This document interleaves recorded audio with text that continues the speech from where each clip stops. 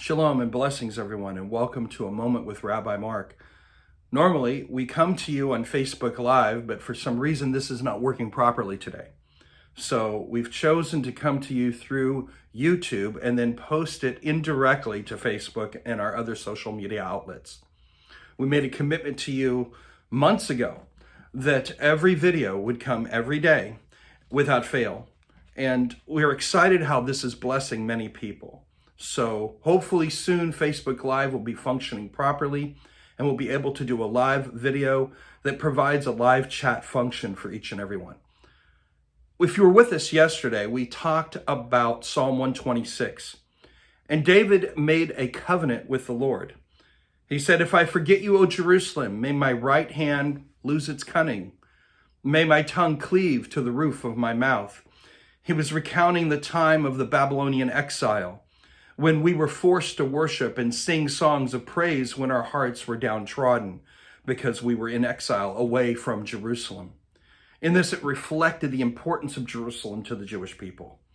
And certainly, Jerusalem is important to us today. And we mourn and we grieve when we see the land, Eretz Israel, under attack from terrorism. But we must be vigilant in standing with Israel. As I promised yesterday, we'd be looking at Genesis 12, 1 through 3. Now Adonai said to Avram, "Get yourself out of your country, away from your kinsmen and away from your father's house, and go to the land that I will show you, and I will make you a great nation.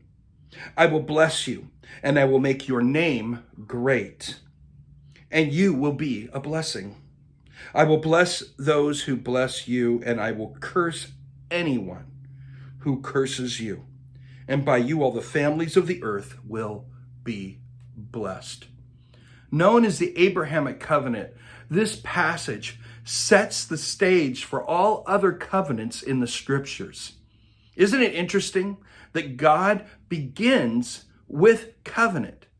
Everything he says, from creation to the end with Revelation, is immersed in covenant. And God takes covenant relationships very seriously. And here we see Abraham, who's not even Jewish, really. But through him, the Jewish people will come. And God says, "I will bless you. I will bless Israel. And I will bless those that choose to bless you." But God gives us a warning here. Those who choose not to bless Israel will receive a curse from the Lord. Not just a chastisement, not just an indirect rebuke, but a curse. See, these are powerful words, powerful instructions that we're being given by the Lord. It's interesting, though, when we look at this passage, what do we see, first of all? Well, the rabbis talk about this. Adonai said to Avraham, "Get yourself out and go to the country." It's the Hebrew word there, lech lecha. Go forth, go right away, go right now. Imagine if you were at home watching TV, reading a book, spending time with your family, and the Lord spoke to you and says, "Go right now, do this," and you had to go do it. And you dropped everything you were doing to do that which the Lord was commanding you to do.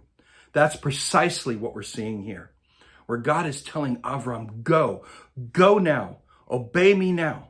It's interesting for us as disciples, followers of Yeshua, that this reminds us of the early Talmudim, the early disciples in the life and the ministry of Yeshua, our Messiah, where we see in Matthew 4:20 that immediately they were called by the Lord. Drop your nets, drop what you're doing, come and follow me. And what did they do? They dropped everything they were doing and they followed the Lord. See, that's how we need to be when we respond to the Lord's commands upon our life. We need to immediately drop what we're doing and obey him. And what is he telling us? He's telling us in no uncertain terms, with no caveats, that we must be in right relationship with Israel if we're going to be in right relationship with him.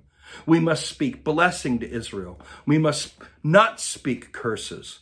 We must do everything in our power, physically, spiritually, even emotionally, to stand with God's people, Israel, the Jews. And if there's ever a time that Israel needs that, it is now. We are under profound attack as Jews through anti-Semitism, violence against synagogues all over the world. Recently, there were 4 major synagogues in New York that was hit. And then this, we're seeing attacks in Jerusalem.